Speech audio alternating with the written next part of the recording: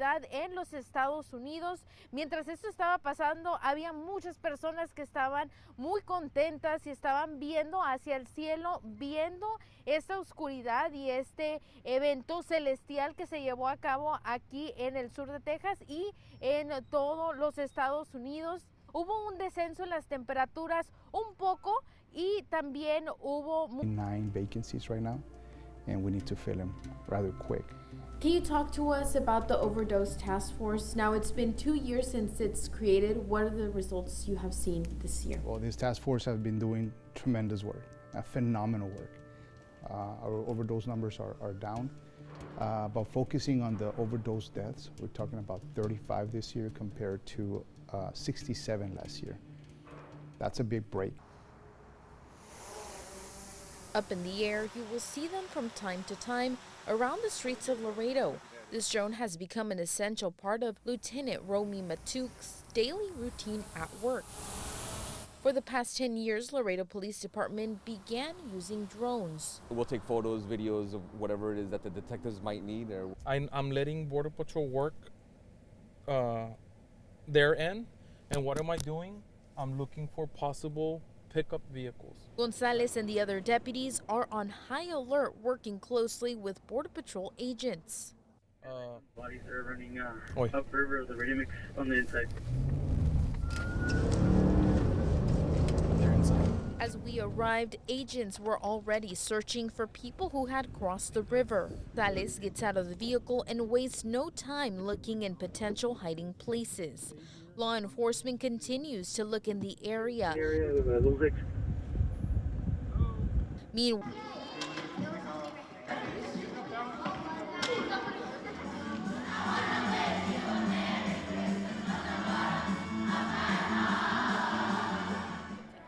my name is Alessandra Chavana. I'm in 5th grade and I go to Dovalina Elementary.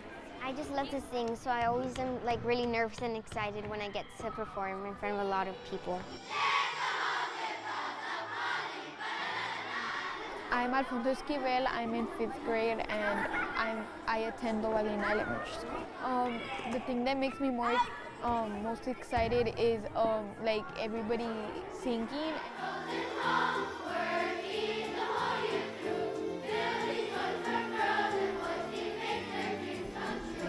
I learned them really quick, so I'm not really that nervous about some of the songs.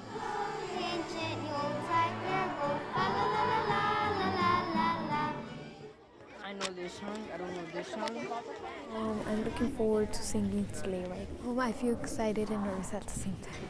The kids are telling me that they're a little bit nervous, they're a little bit excited, they're a little bit of everything because some of them it's their first time performing.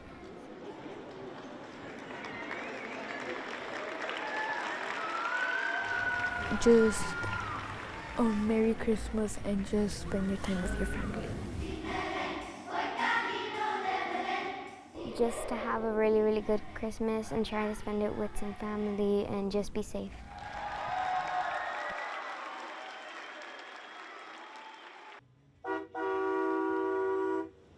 lines and lines of cars and trucks and flags waving high, showing their support for Donald Trump, line the streets of Zapata. Many people from near and far, like Joe Davidson, came from Swally, Louisiana, to show their support for former President Trump. Trump supporters traveling hundreds of miles. It's about 10 hours. We have family here and love to support the family along with Trump. Joe and her husband joined about 10 counties that participated in the South Texas Trump train.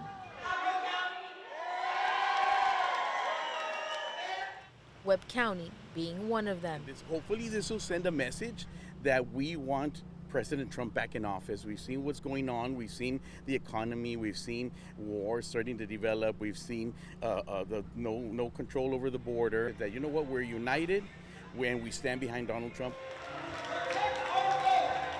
A prayer and the ceremony got underway. Topics of interest included border security, the economy, and oil and gas. Now, Donald Trump, he's pro-gun, he's pro-life, he's pro-God above all, and that's really important. in a Hispanic community and also in a Catholic community. Supporters saying they want change in the next 4 years and the return of President Trump to the White House. To make our country great again, we can't go with something that's going to keep burying us, so we have to go with Trump. Liseli Garza, KGNS News.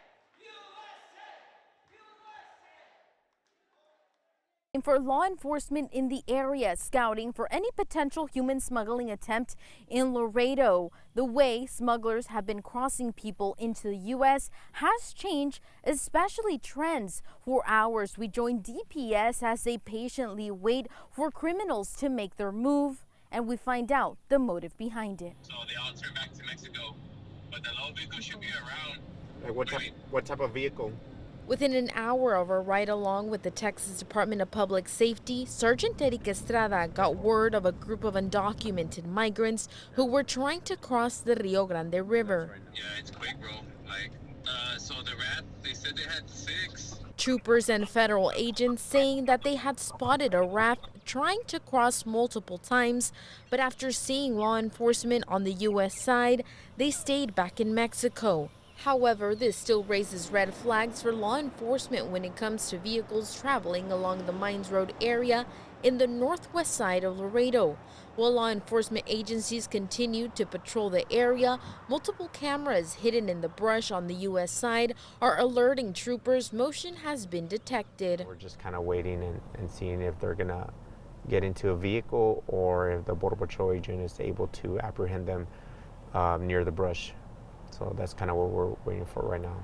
Minutes quickly became hours. The 3 people we saw, they're walking. Yeah, they're already in the U.S. side. While waiting, Estrada noticed there was a vehicle that had passed several times near our area. We had to move from Mines Road since this vehicle could be watching us. Within 10 minutes of moving a couple miles from the location, the white SUV has paper plates. They loaded up. FTY at disengage. PPS is behind us. It's gonna be a 4-floor paper tax. a vehicle pursuit began in the Rancho Viejo neighborhood. While that was happening, we made our way back to the Mines Road area.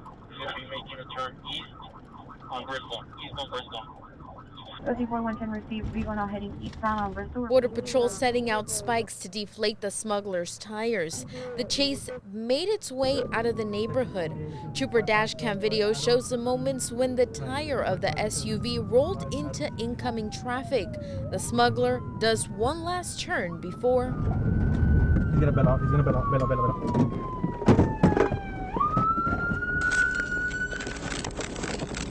Multiple people running out of the car and into the brush while others running on the street. The trooper wastes no time running, trying to catch the people and the smuggler.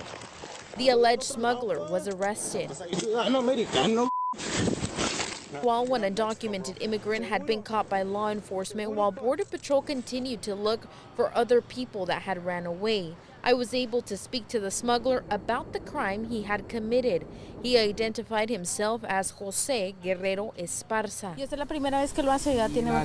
Pues la primera vez, porque quería dinero, pues se me hizo fácil. When asked if this was his first smuggling attempt, he says it was and he wanted easy money. ¿Usted sabe el peligro que puso a lo mejor el resto de la comunidad? Pues iba, la regué. ¿Cuántos años tiene?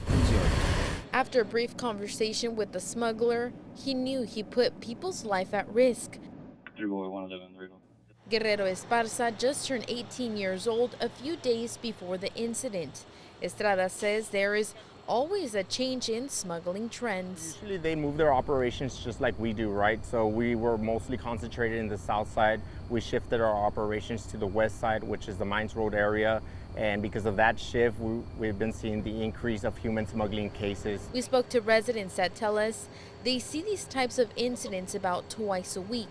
As for Guerrero Esparza, he was arrested on human smuggling and evading arrest charges. During that incident, we learned there was 3 vehicles that had picked up people in the Mines Road area. Law enforcement stopping those human smuggling attempts. Later that night, DPS was in several vehicle pursuits. Reporting from Laredo, Texas, Liseli Garza.